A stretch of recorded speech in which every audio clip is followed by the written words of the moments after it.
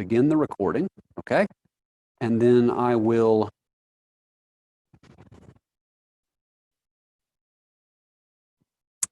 go over to this problem. It's in, I think this is posted online on Blackboard in the set of practice problems.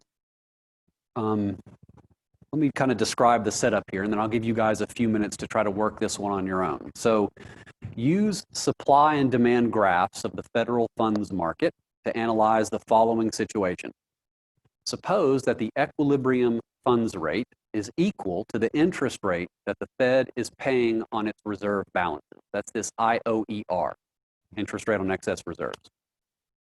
If the Fed announces an end to its interest on reserves policy, that is, the interest rate on reserve balances goes back to zero like it was before the financial crisis, I want you guys to describe what additional actions the Fed would need to take in order to keep the funds rate at its current level. Explain fully. So just to be clear, what I'm looking for here on these types of problems, which I promise you will see again, is a clearly labeled graph of the supply and demand model for bank reserves, for overnight lending between banks, with all of the curves properly labeled and the equilibrium points labeled, as well as those key administrative rates that the Fed sets, the IOER rate as well as the discount rate.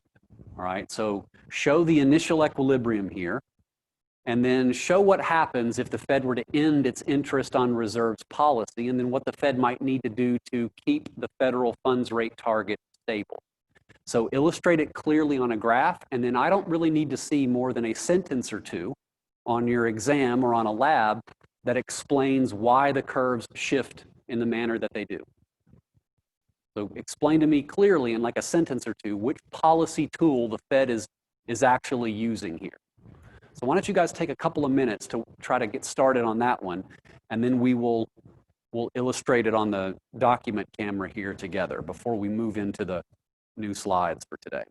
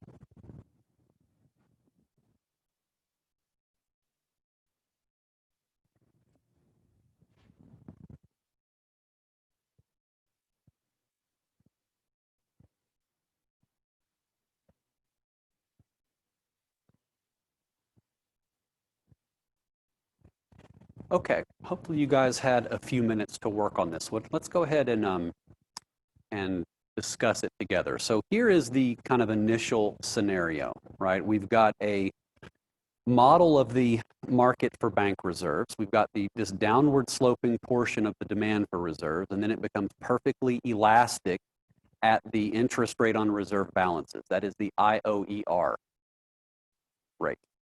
The supply curve is vertical. And the problem describes a situation in which the funds rate is equal to the interest rate on reserves.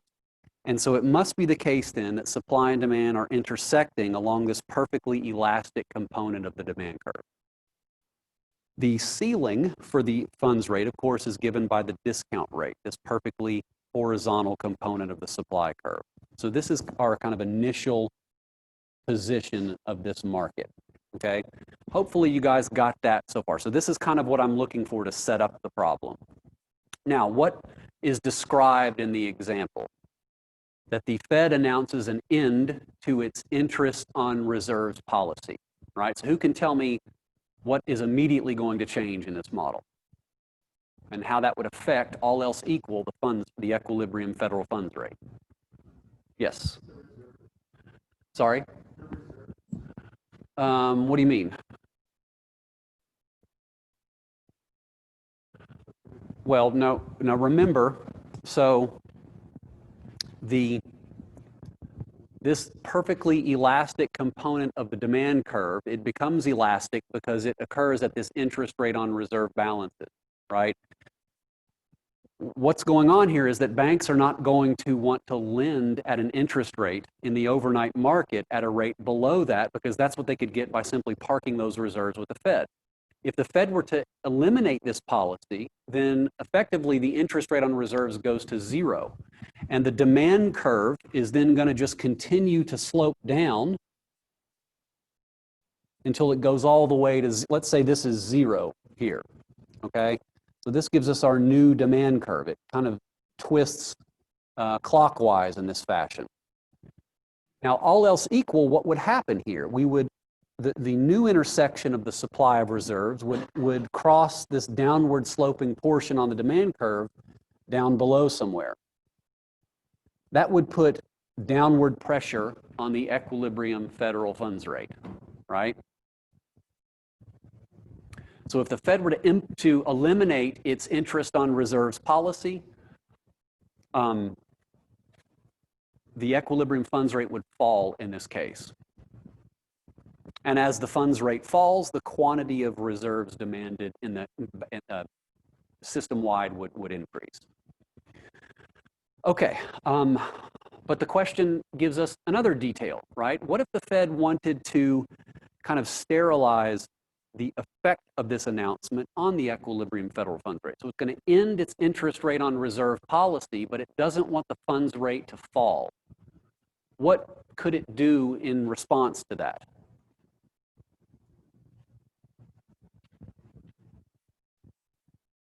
So we were in this floor system, right? And now there's no interest on reserves. And so what could the Fed do?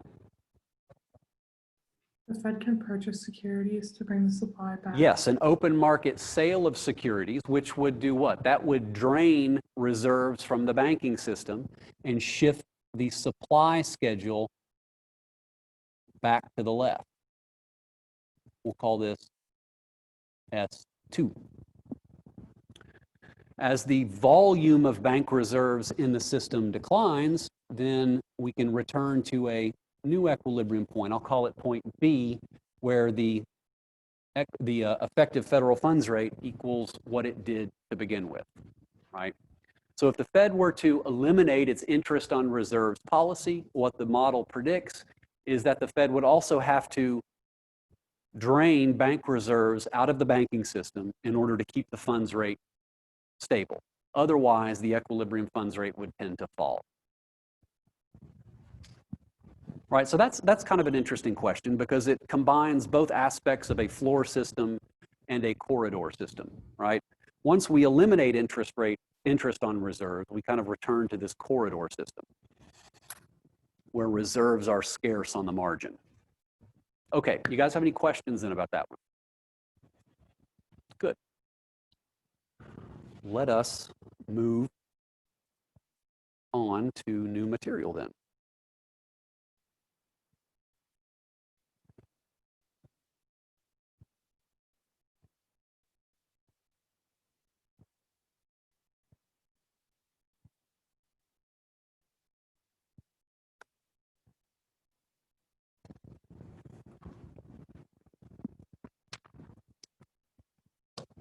If I have time today, we will be able to do another practice problem together, but I'm not sure how quickly I'll be able to move through this material.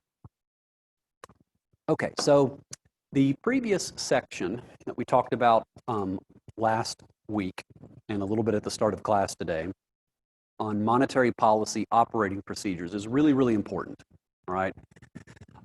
It lays out how the Fed's basic operating procedures for implementing monetary policy have changed dramatically over time, in particular before the financial crisis and now after the financial crisis. The Fed went from operating a corridor system to operating what's now called a floor system, right? The corridor system had very scarce reserves.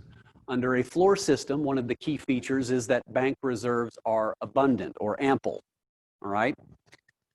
Hopefully you guys saw this in the last class. It was one of the final graphs that I showed you that the Fed's floor system hasn't actually worked as well as the Fed had hoped in recent years.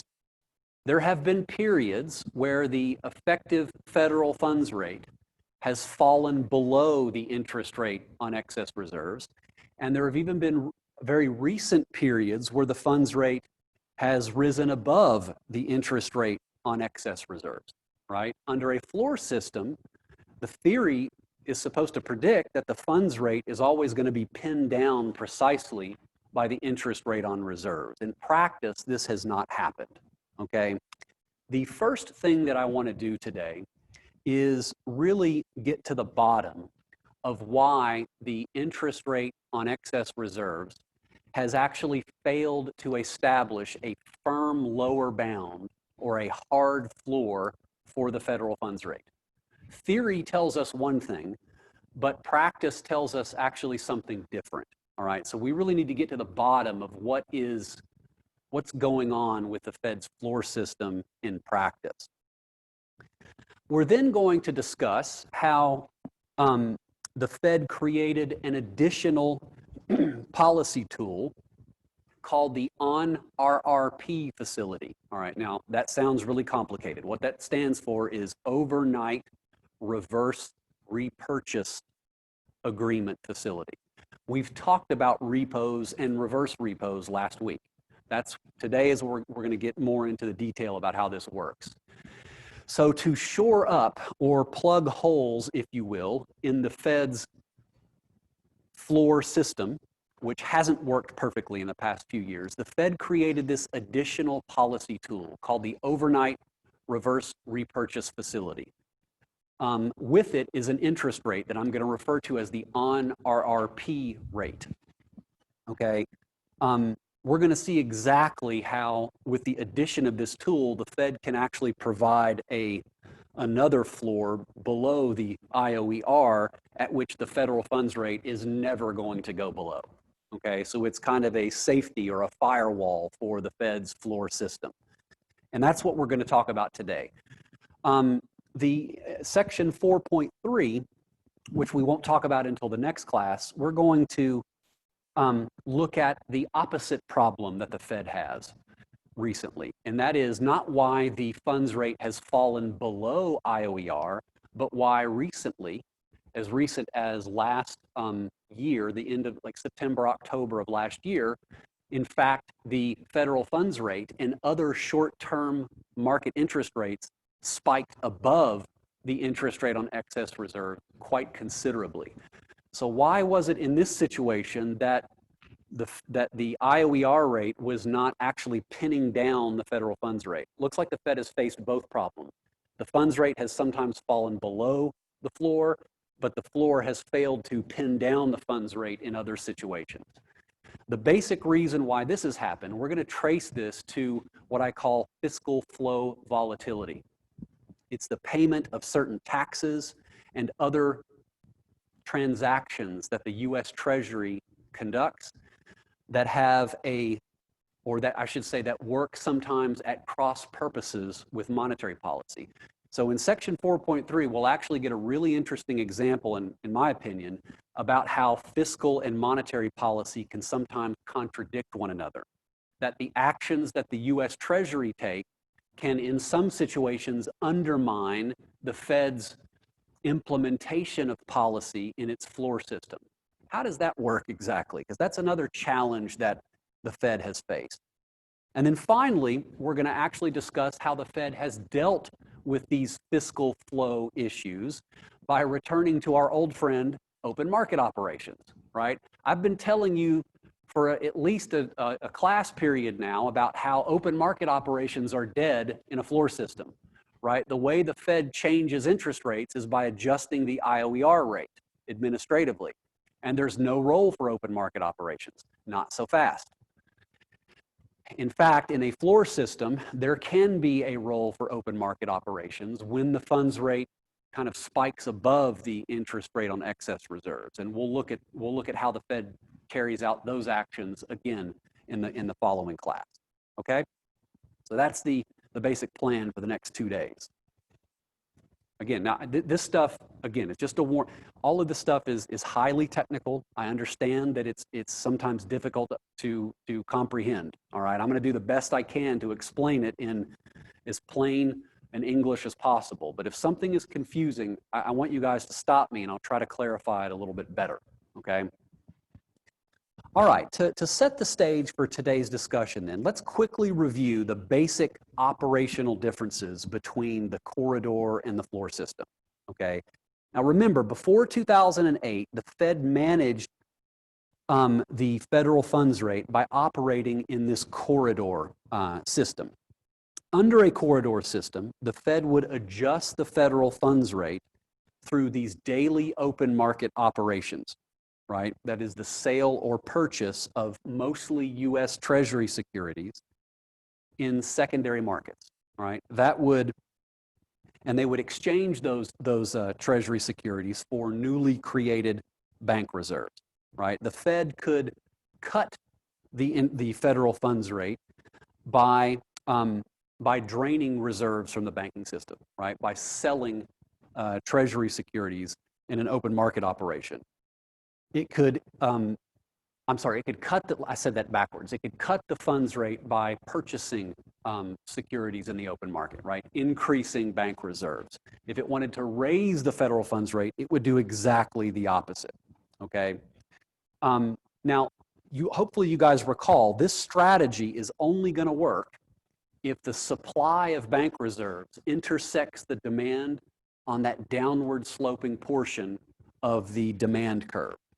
Okay, in this case, the discount rate, ID, is an effective ceiling for the federal funds rate, and the interest rate on reserve balances, that is IOER, is the effective floor, right? And the effective federal funds rate target is going to be somewhere between the ceiling and the floor in that corridor created by these two administrative rates, right?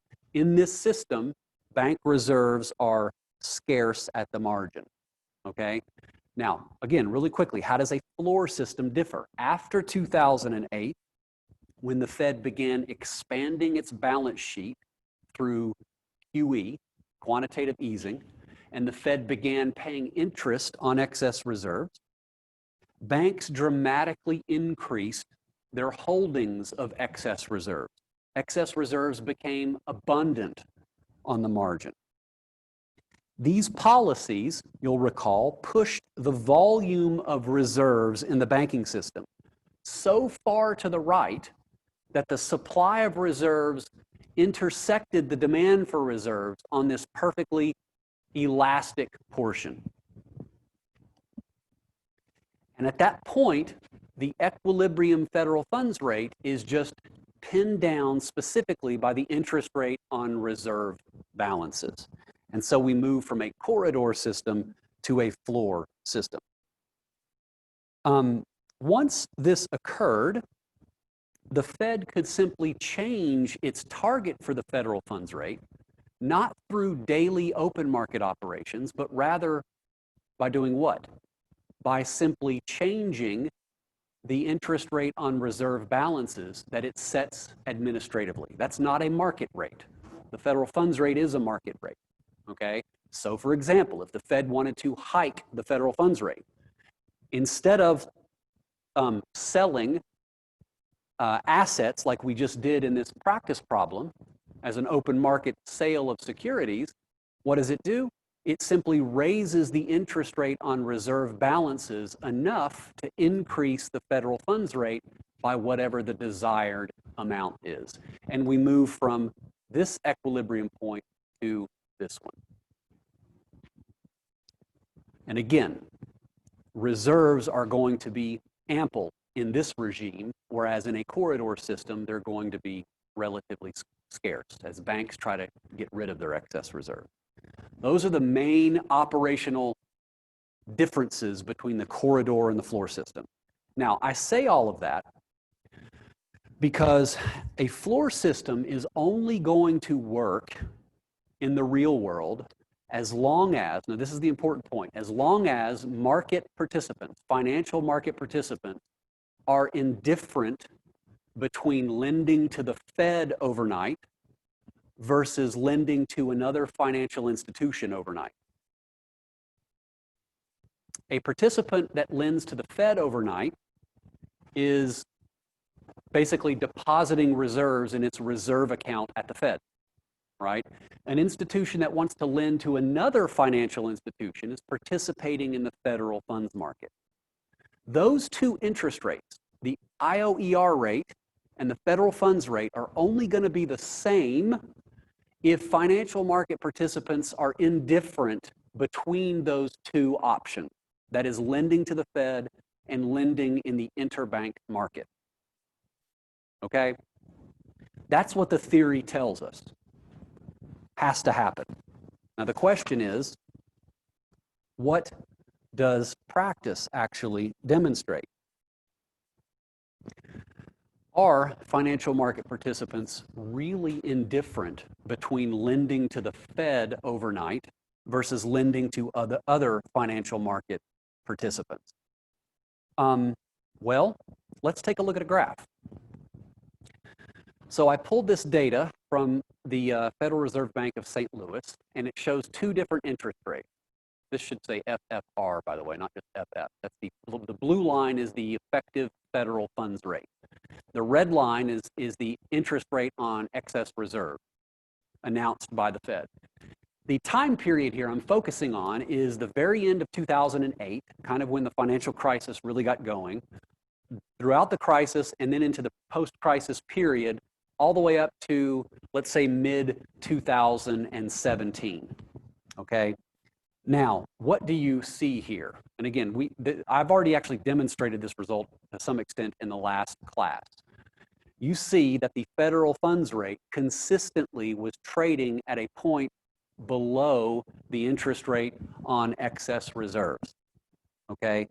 The spread between the funds rate and the IOER rate was anywhere from around 1 or 2 basis points to as much as about 25 basis points throughout that entire time period.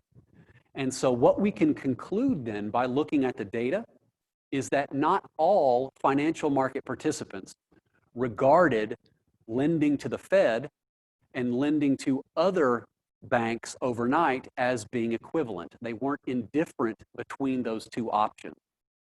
The floor system requires that all financial market participants regard those two options as being equivalent, okay?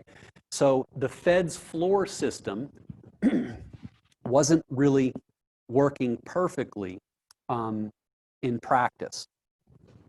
A lot of people kind of describe this as a leaky floor, where the federal funds rate was trading consistently at a level that was somewhat below the Fed's interest rate on excess reserves.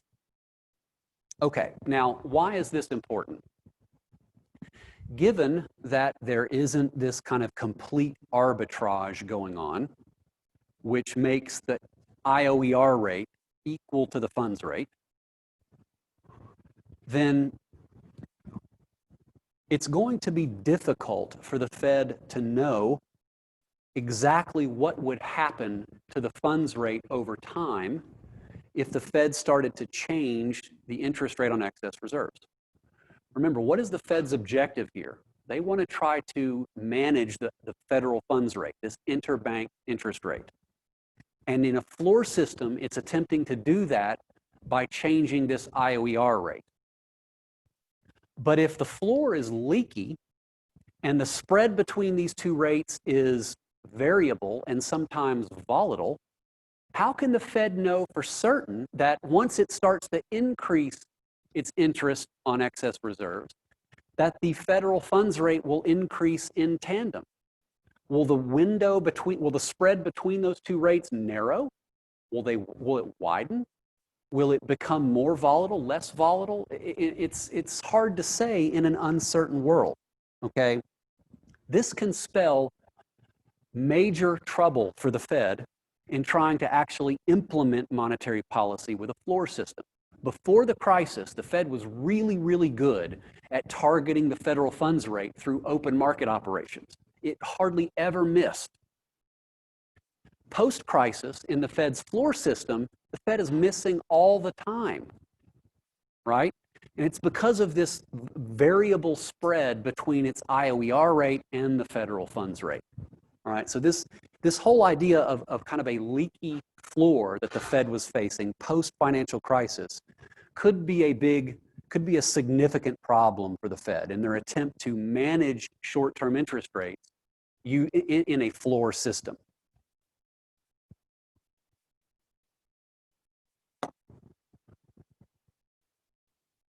Okay, any questions so far? Good, okay. Now, to understand why the floor system failed to pin down the funds rate during this post-crisis period, one has to go back actually to when interest on reserves started as a policy to see how the Fed first implemented it in practice, okay? In October of 2008, in the hope of trying to put a floor beneath overnight market interest rates, so not actually just the funds rate, but all short-term market interest rates, the Fed started paying interest on reserve balances in the amount of 25 basis points on these overnight reserves that were deposited at the Fed by commercial banks, okay? Now, here is the super important thing you've got to understand about this. This is the glitch in the Federal Reserve's system, okay? This overnight rate, this interest rate on excess reserves, was not made available to every financial institution. Most importantly, the government-sponsored enterprises, what I'm going to refer to as GSEs, or government-sponsored entities as they're sometimes known, were ineligible from receiving interest on their excess reserves that they would sometimes deposit with the Fed. Now, what are these government-sponsored enterprises that I'm speaking of? These are Fannie Mae, Freddie Mac, the federal home loan banks, and then also the country's leading money market mutual funds. The money market funds are not GSEs, but the Fed declared that money market funds were also ineligible from receiving interest on reserves. Excuse me for just 1 second. Let me make sure I'm.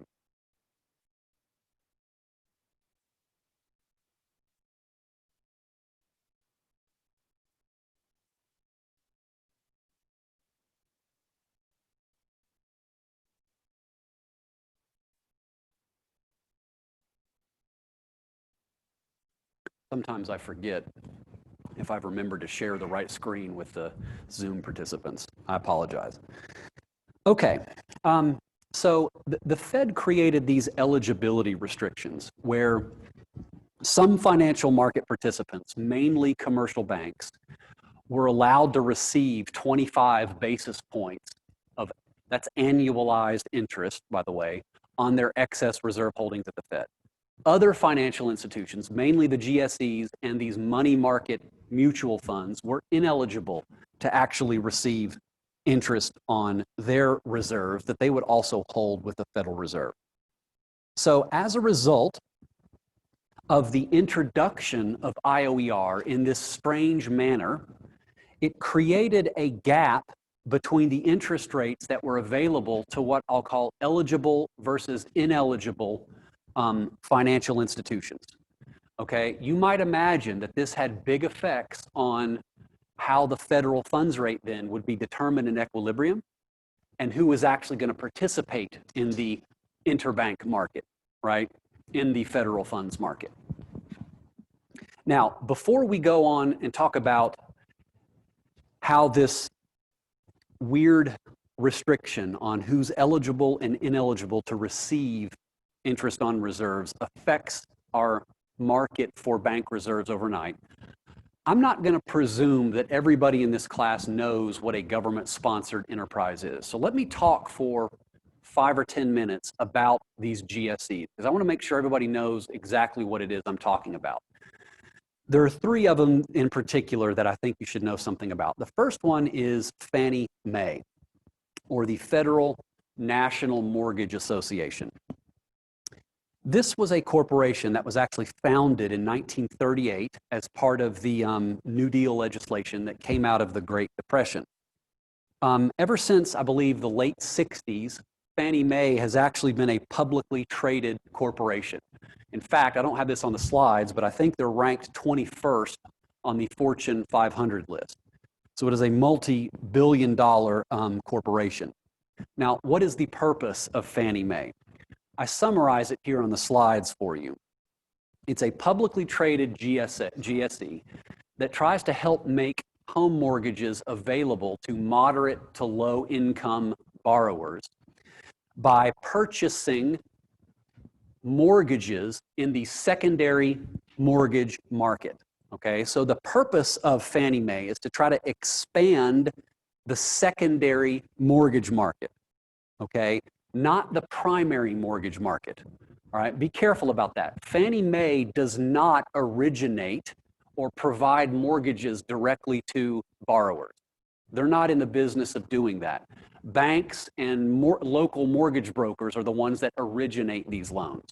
What Fannie Mae does is it turns around and purchases those mortgages directly from the originators, the banks and the mortgage brokers, right? It then takes a whole bunch of those different mortgages and pools them together in a process called securitization, which it then combines them, chops them up, and forms these things called mortgage-backed securities. It's essentially a bond whose value is backed by the underlying value of those mortgages. Fannie Mae then turns around and sells those mortgage-backed securities to other investors, all right? And they guarantee the value of those mortgages for a fee, which we'll get into in a little bit, okay? Now, how does this actually help the housing market, okay? Margot, let's assume that you're the CEO of a local bank and you provide mortgages to people who want to buy a home, okay? You loan me $200,000 to buy a house, okay? I've now got my house and you're holding the loan, okay? You would like to be able to provide a loan to the next person in the community. But before you do that, you need to be able to sell that loan, which is one of your assets, off your balance sheet. What Fannie Mae does is they buy that loan, they promise to buy that loan from you, give you cash. You can turn around then and provide that cash to another person who wants to borrow a house, borrow money in order to purchase a house, right? And so what Fannie Mae does is it expands the amount of liquidity that's available in the mortgage market. It allows banks to provide more mortgages, particularly to people who are moderate and low income, okay?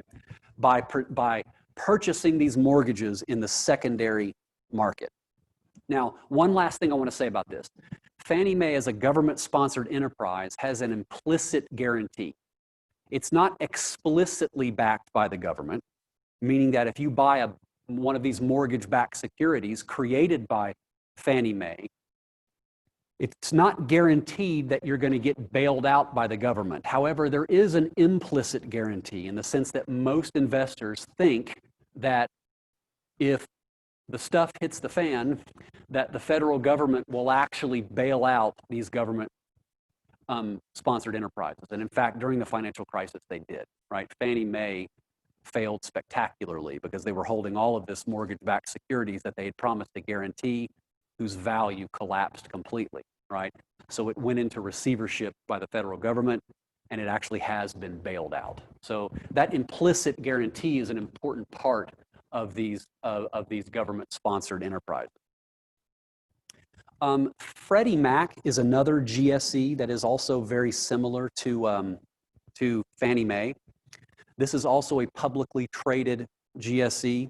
It's a corporation that, again, it helps make mortgages available to these lower income borrowers. And it does so by, again, purchasing mortgages in the secondary mortgage market, securitizing them, and then selling off these mortgage-backed securities to investors. Okay? It will provide a guarantee to the investors who buy the mortgage-backed securities for a fee, meaning that if the home borrowers were to default on their mortgages, Freddie Mac, along with Fannie Mae, would promise to pay the principal and interest to the investors who purchased these mortgage-backed securities. These are really popular in the world because investors like to buy mortgage-backed securities so they can use them as collateral in order to finance other investments that have even higher returns and are riskier. So when the mortgage-backed security market fails, it can cause havoc in the financial system. One subtle difference between Freddie and Fannie is that Freddie Mac typically focuses on purchasing mortgages that are originated from smaller banks and brokers, whereas Fannie Mae typically buys them from larger commercial banks. But the government in I believe it was 1970, created Freddie Mac as an additional player in the secondary mortgage market to make that market more robust and competitive with Fannie Mae. The link there takes you to the websites if you really want to know a bunch of more detailed information.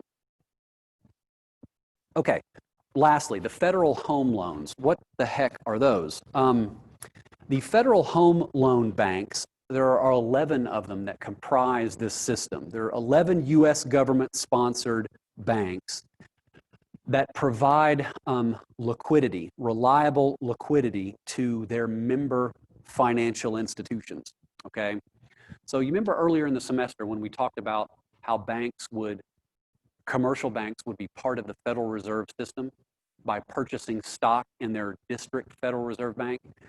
Well, smaller commercial banks, savings and loans, credit unions in particular, are oftentimes members of the FHLB Association. And when they do that, they have to buy equity in these federal home loan banks. Now, in exchange, I guess the benefit of like a credit union being a member of the FHLB Association is that they can receive access to quick loans that are called advances, which they can then turn around and use those resources to provide loans to people who are trying to purchase homes in the community. The federal home loan banks make up actually the largest source of home mortgage and community credit in the United States. So they're extremely important to the functioning of our mortgage market. But they are different than, the FHLBs are different than Fannie and Freddie. Fannie and Freddie are actually publicly traded corporations. The Federal Home Loan Bank Association is not a traded corporation, right? The people who own it are the financial institutions, the credit unions and small banks that become members of that association, right? They pay in order to acquire stock in the FHLB Association. Needless to say, all of these GSEs are important because they all, at the end of the day, will have large amounts of cash reserves that they want to do something with. They want to earn interest on. And so what they would like to do is be able to deposit those resources with the Fed and earn interest. But the problem is the Fed created these eligibility restrictions. Commercial banks were eligible for interest on reserves. The government-sponsored enterprises were not. Okay, any questions then so far? Okay, so once the Fed began paying interest on reserves to some, but not all of these different financial institutions, a new lending opportunity emerged.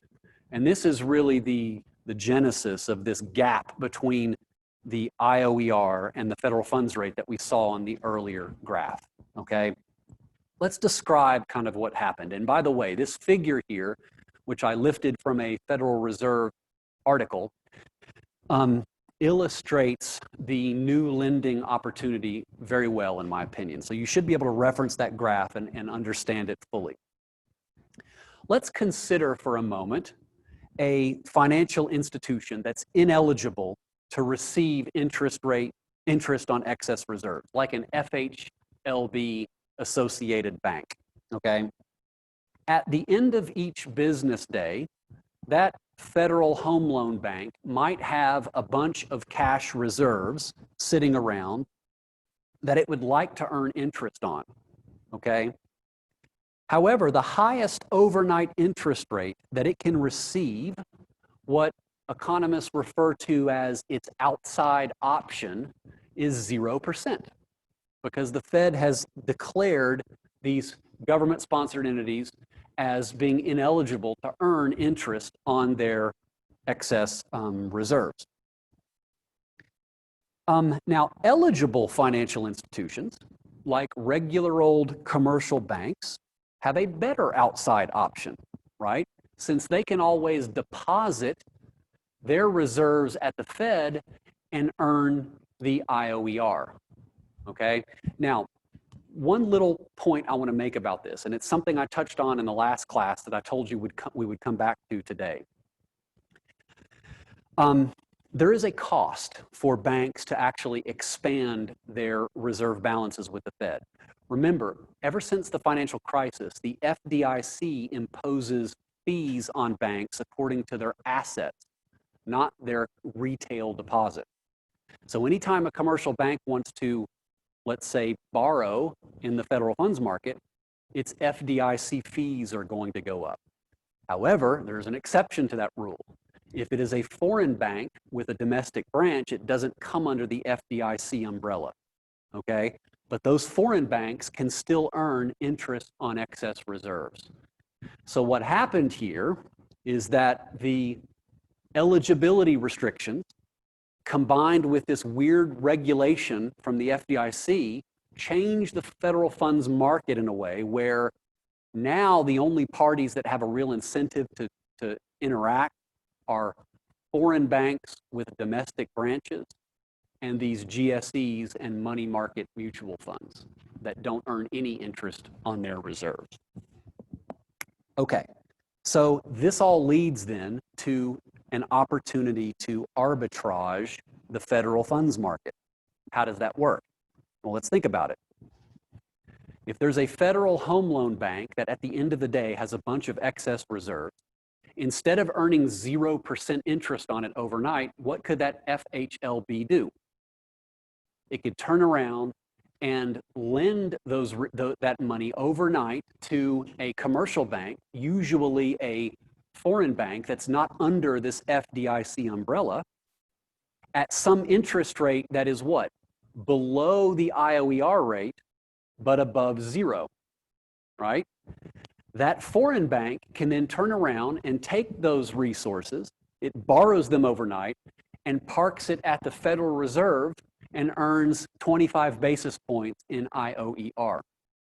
And so that's what happened to the federal funds market. Instead of commercial banks lending to each other overnight in this active interbank market pre-crisis, what happened post-crisis was that it was the GSEs and the money market mutual funds that were lending to the foreign banks overnight trying to arbitrage the federal funds market, okay? This graph here, I know all that sounds really complicated, but this graph I think summarizes it nicely, okay?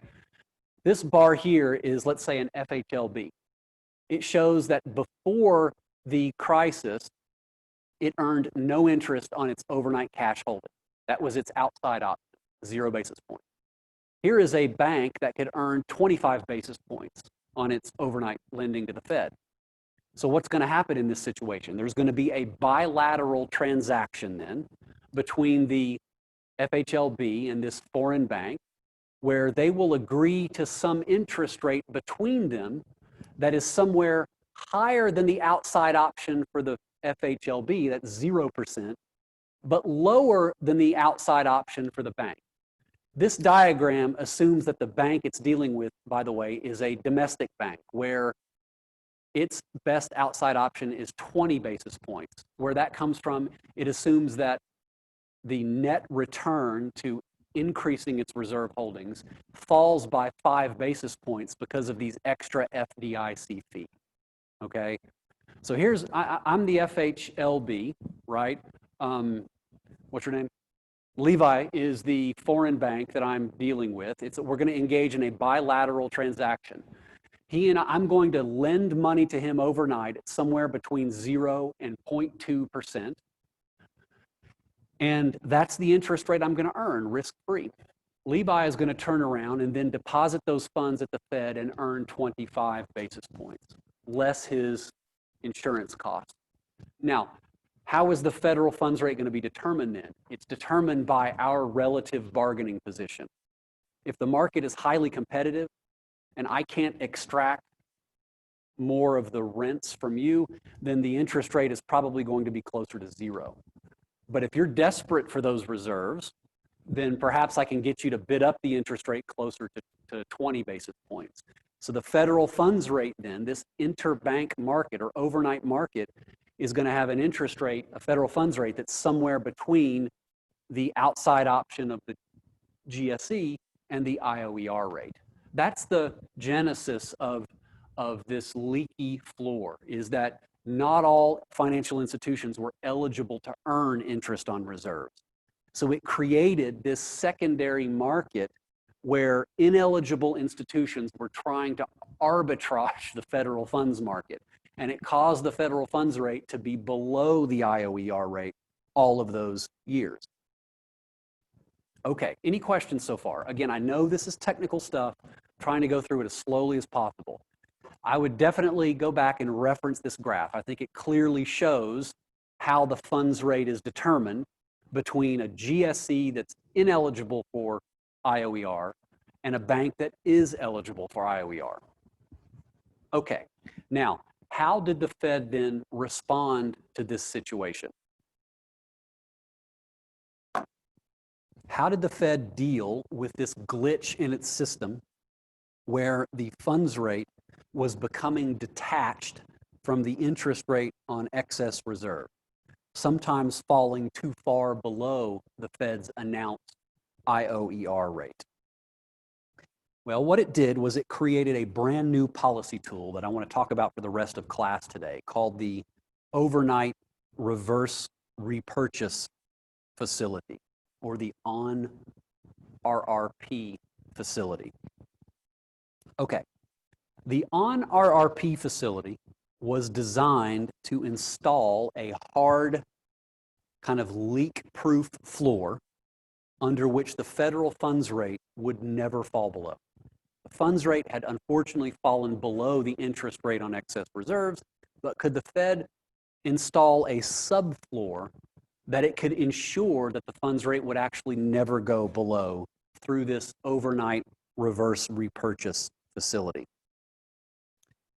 This facility was intended to try to narrow the spread between the funds rate and the IOER rate and make it much more stable and more predictable, so that when the Fed changed its IOER rate, it could predictably change the federal funds rate as well. Okay, now let's just rewind here for a second. Do you guys recall what a reverse repo is? When the Fed engages in a reverse repo, what is it doing exactly?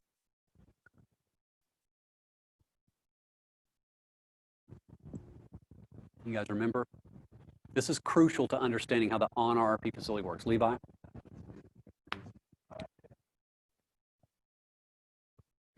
Effectively, what the Federal Reserve is doing is it's borrowing cash temporarily from a financial institution, a bank or a GSE or something, and it's providing treasury securities that the Fed has as collateral.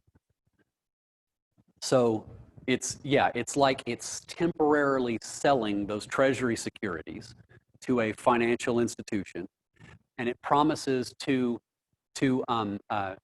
pay back that loan usually the very next day with some interest. That is the interest, that is the on-RRP interest rate. That on-RRP interest rate is again set administratively by the Fed, just like the IOER rate. So the Fed can announce this facility, and then it promises to essentially borrow cash from a financial institution, collateralized by these treasury securities, and then promising to pay back that cash the next day or maybe a few days later with the principal plus whatever the interest rate on the on-RRP facility is. All right, in other words, it's a secured way for the Fed to temporarily drain reserves through the banking system. It's an example of a defensive open market operation, right? Where the Fed is basically selling securities temporarily and then buying them back the very next day. That's what a reverse repurchase agreement is. Now, here is the key part. Unlike interest on excess reserves, in which only commercial banks are eligible to receive, the on-RRP facility was made available to a fully expanded set of counterparties that included the government-sponsored enterprises, the federal home loan banks, as well as the money market mutual funds, okay? So the basic goal here was for the Fed to expand the number of financial institutions that could actually earn interest with the Fed, that could hold interest earning liabilities from the Fed. Previous to the development of on-RRP, all of these GSEs and money market mutual funds could not hold interest-bearing Fed liabilities, that is reserve balances. That was the whole purpose of the on-RRP, was to provide an interest-bearing account to basically every possible financial institution that might actually hold excess reserves, okay? So basically everyone is eligible for the on-RRP facility, whereas only the banks and the bank holding companies were eligible for interest on excess reserves.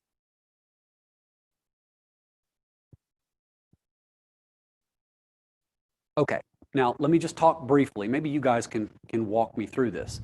How then does the on-RRP facility provide a hard floor under which the federal funds rate can never go under? We've talked at length now in the previous slide about why the funds rate can go below the IOER rate. Why does it make sense that the funds rate then would never fall below the on-RRP rate?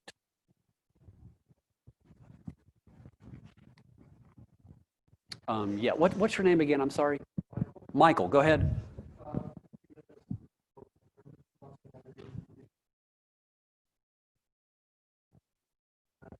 Exactly. Why would a GSE or like a federal home loan bank ever agree to lend Margot's bank here money overnight at an interest rate that is a federal funds rate that is less than the on-RRP rate? That is the rate, Michael, that you could get by depositing your funds with the Fed overnight, okay? It wouldn't. And as long as you make that reverse repurchase facility available to all the financial institutions now, we should not see any situations where the funds rate is falling below the on-RRP rate, right? So that's the sense in which the on-RRP facility kind of plugged these holes in the IOER rate. That's the main feature of the Fed's floor system. So in this kind of new, sometimes I like to think about it as like a double floor system where you've got the IOER rate as the first floor, it leaks a little bit, and you've got the on-RRP rate underneath that. The federal funds rate can never go beneath. An alternative way to view it, however, and I think, and I don't want you to get confused about this, but the way a lot of people describe it is that in this system, the Fed can now tightly control the funds rate between a range where the upper range is actually the interest rate on reserve balances. You can almost think of that as the ceiling, and the on-RRP rate is the floor. So I've actually heard some people describe this as a new type of corridor system where the ceiling is actually IOER and the floor is on-RRP. I don't like to describe it that way because, as we're going to see in the next class, the federal funds rate can actually go higher than the IOER rate. So it's a leaky ceiling, okay? I know all of this is kind of abstract and maybe difficult to wrap your brains around, but this is the way monetary policy is conducted in this post-financial crisis world we live in. So I'm compelled to try to describe it to you in as easy terms as possible. Okay, so that's effectively how the Federal Reserve is going to operate and debug the floor system by trying to control the funds rate in a narrow range between the IOER rate and the on-RRP rate. All right? So let's analyze, so we've talked about all of this in general now. Let's see how this actually plays out in our supply and demand model for bank reserves in this interbank market.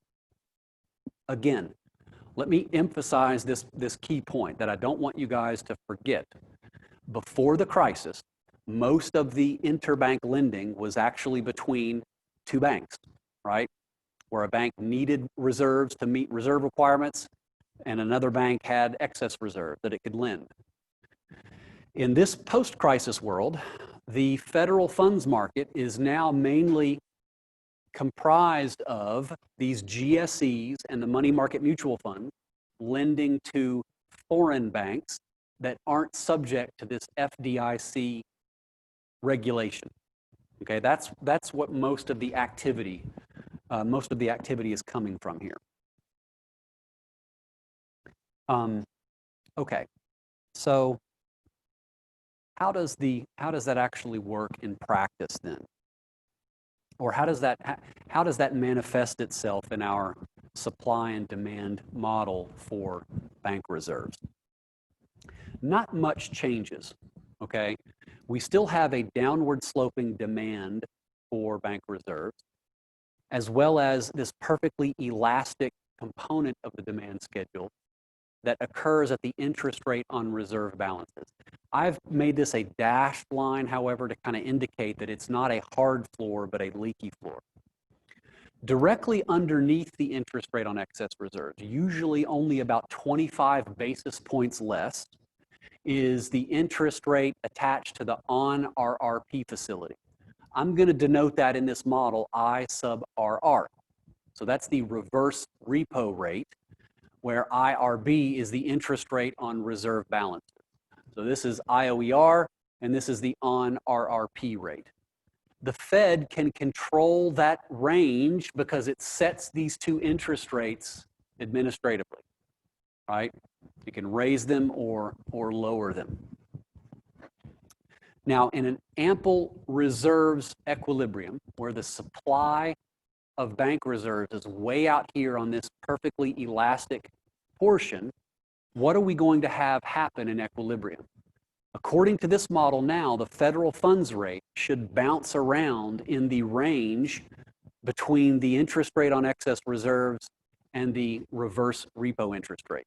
So the model predicts that the federal funds rate will fall somewhere in this kind of tight range between those two rates set by the Fed. Okay?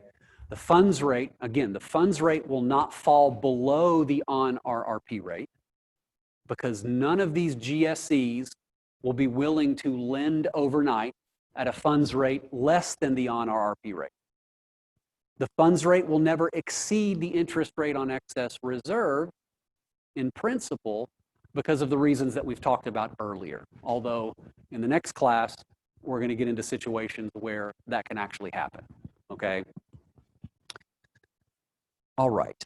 Let me ask you guys this. So let's suppose then that the Fed wants to increase its federal funds rate target. How does it do that?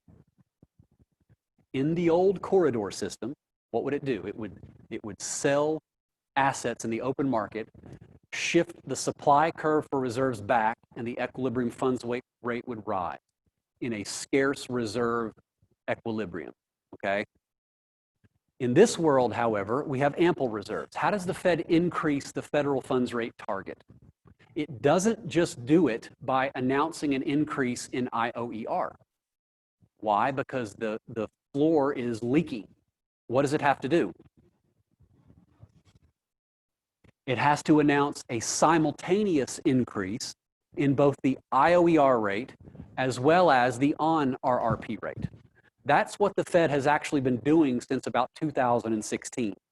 As it tried to renormalize monetary policy and bring the federal funds rate up from historic lows, it did so by ratcheting up its target range for the federal funds rate by about 25 basis points at a time, where the Fed would literally announce an upper range and a lower range for what the federal funds rate would be. That upper range is pinned down by the IOER rate. The lower part of the range is going to be pinned down by the Fed's on-RRP rate, okay? So when I ask you guys to analyze a problem in this particular world, how the Fed adjusts its target federal funds rate is through simultaneous adjustments of its two administrative rates, IOER and the on-RRP facility. If the Fed lifted the IOER rate here without touching the on-RRP rate, there's no guarantee that the funds rate would actually go up, right? Because the gap between IOER and the on-RRP rate would rise. So in order to make sure you bring up the federal funds rate, both the ceiling and the floor of this little range here have to be increased at the same time and by the same amount. In theory, the Fed can narrow or get more precise with what it wants the federal funds rate to be by shrinking the distance between these two administrative rates. But historically, it's always kept that distance anywhere from about 15 basis points to like 25 basis points, something like that. All right.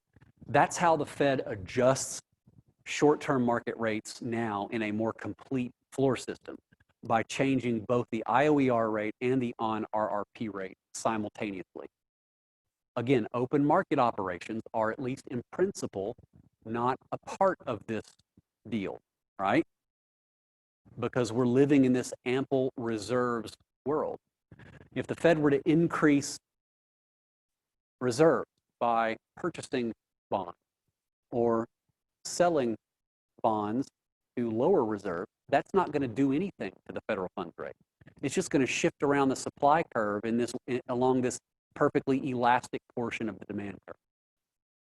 Monetary policy is implemented by simply moving these two administrative rates simultaneously.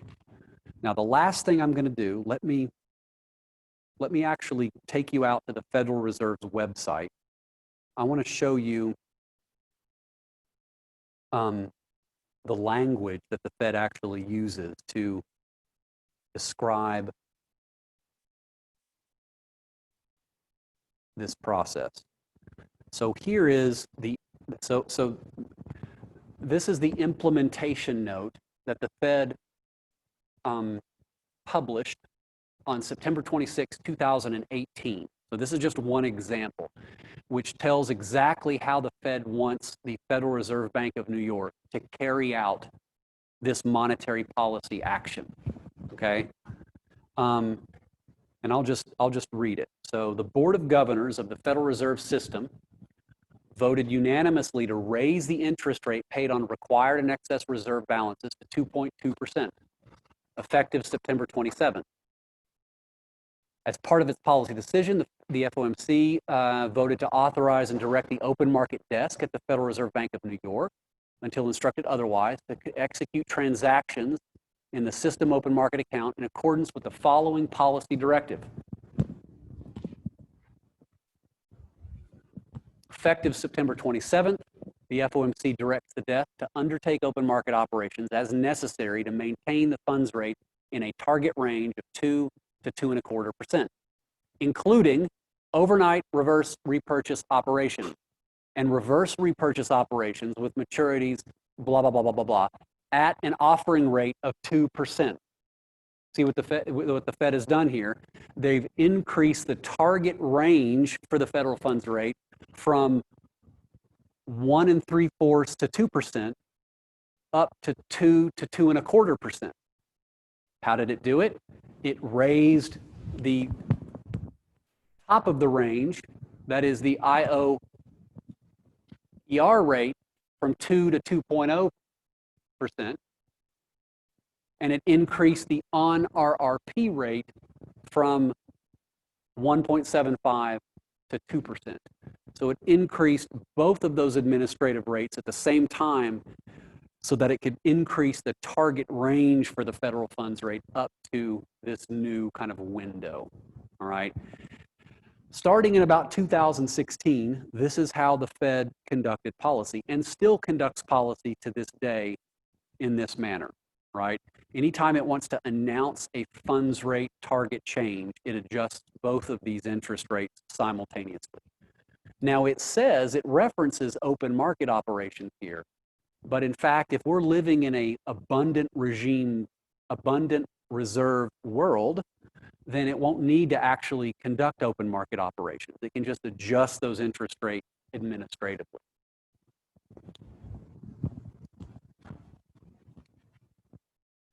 Real quick.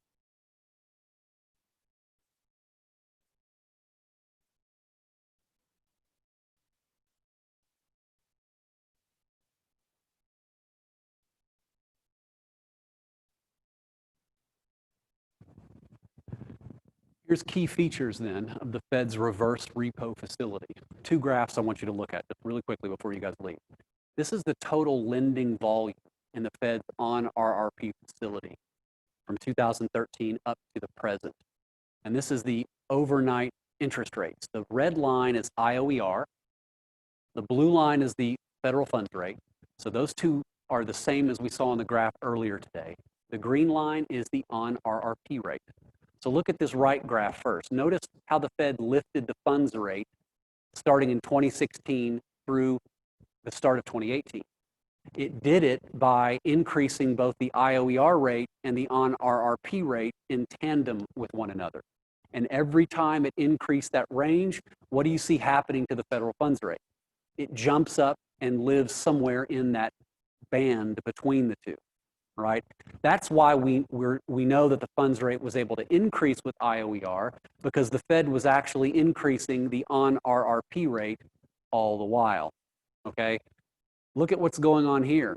In 2016 through early 2018, there was significant volume of trading going on in this overnight reverse repurchase facility. And so, in fact, this on-RRP facility was being heavily used by the GSEs, the Federal Home Loan Banks, and the money market mutual funds primarily, in an effort to keep the funds rate as close to the target range as possible, to prevent this kind of weird arbitrage from happening that we were talking about earlier.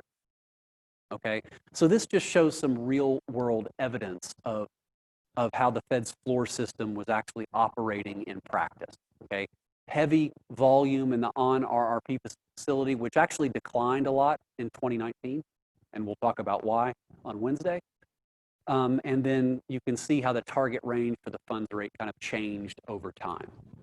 All right, so look, I know all of this stuff is pretty complicated, but the major theme I want you guys to take away from today is that the Fed's floor system that we introduced and studied in the last class has this inherent flaw to it. that not all financial institutions are eligible for IOER, okay? So the Fed fixed the floor system by creating this additional tool called the Overnight Reverse Repurchase Facility that it made available to expanded sets of counterparties. That enabled the Fed in practice to control the funds rate in a range between those two interest rates. That's in essence how the Fed fixed its floor system. What are we going to do on Wednesday? In late 2019, there was a lot of chaos in these short-term overnight markets.